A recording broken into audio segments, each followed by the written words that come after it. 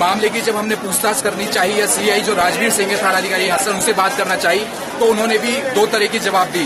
वहीं जब उनसे पूछा गया कि आप किस किस को गिरफ्तार किए हैं, किसको लेकर के आए हैं, तो इसमें उन्होंने एक गुस्से वाले जो शब्दों में जो बयान दिया कि अभी अब तक हमने कोई कार्रवाई नहीं की है, अगर आपको तफ्तीश करनी है तो आप कर लीजिए। इस तरह का जो थानाधिकारी का बयान है या तो वो एक चिड़चिड़ापन है काम को देख करके या जो काम नहीं कर पा रहे हैं उसकी वजह से है। और यहाँ पर हम देख सकते हैं जहाँ तक कि जो जितने भी समाज के लोग हैं, मुस्लिम समाज के लोग हैं, वो यहाँ पर इकट्ठा हो गए हैं और कुछ जनप्रतिनिधि भी हैं जो कि समझाने की कोशिश कर रहे हैं, लेकिन कोई भी बात बनती नहीं दिखाई दे रही है। और जब कहा जा रहा है सीआई से कि भाई जो भी पकड़े गए उनको यहाँ लेकर आए, तो केवल एक ही जवाब है उनका कि मेरी जो टीम है वो वहां पर गई हुई है, मुझे कुछ पता नहीं है, पोस्टमार्टम चल रहा है, आगे की जो भी कार्रवाई होगी हम बताते रहेंगे। लेकिन जो समाज के लोग हैं वो ये चाहते हैं कि यहीं पर बयान दर्ज हो और जो भी मुजरिम है उनको तुरंत से तुरंत पकड़ा जाए, क्योंकि इस तरह की जो घटना है वो भी दिन दहाड़े किसी को मार करके इस तरह डाल जाना बहुत ही निंदाजनक है। चाहते कि गंगापुर सिटी की बात की जाए तो यहाँ की जो कानून व्यवस्था है पूरी तरह से विफल है और यहाँ की जो question that is echoing through the corridors of the Hall of Justice these days.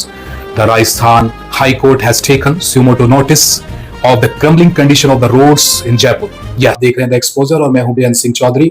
आज की बड़ी खबर, बॉम्बे हाई कोर्ट ने अपनी एक महत्वपूर्ण टिप्पणी में इस वास्तव में ये दोनों पक्षों में से उस मंदिर या मंदिर की जमीन का मालिक होता कौन है, इस पूरे पर कानूनी दृष्टिकोण से बात करेंगे। ये कोई हंसी मजाक नहीं बल्कि एक साइबर क्राइम है जिसके लिए आपको 3 साल तक की जेल और 1 लाख रुपए तक का जुर्माना लग सकता है। GST एक्ट के फर्जी मुकदमों की प्रवृत्ति ज्यादा बढ़ गई है। ऐसे में ये वाला आदेश लोगों के लिए एक बड़ा संदेश लेकर के आता है कि यदि आप किसी पर SC/ST एक्ट का फर्जी मुकदमा दर्ज करवाते हो तो इसका मतलब ये नहीं कि आप सुरक्षित हैं। इसके बारे में आज भी लोगों को बहुत कम पता है। एक ऐसा कानून जिसके लिए पूरे देश भर में कोई बड़ा आंदोलन नहीं हुआ, कोई बड़ा धरना प्रदर्शन नहीं किया गया, ना कहीं रोड जाम की गई, ना कहीं पर आगजनी की गई, ना बसों को फूका गया, ना टायर जलाए गए, लेकिन उसके बावजूद ये आदेश एक ऐसे कार्यालय या विभाग से संबंध रखता है जिस कार्यालय विभाग के सामने एक आम इंसान खड़े होने से भी डरता है। अगर वो उस कार्यालय के अंदर चला जाए तो उसकी पीठ में सिरहन दौड़ पड़ती है। एक ऐसा विभाग या ऐसा कार्यालय जिसमें अपराधियों में तो उसका भय कम है लेकिन आम इंसान में उसका भय ज्यादा है। मुझे लगता है कि आप मेरे शब्दों से आपने कई लोगों को कहते हुए सुना होगा कि मुसलमानों को भारत में धर्म के नाम पर आरक्षण मिलता है। क्या वास्तव में मुसलमानों को भारत में धर्म के नाम पर आरक्षण मिलता है या क्या सच में हम हिंदी बोलते हैं?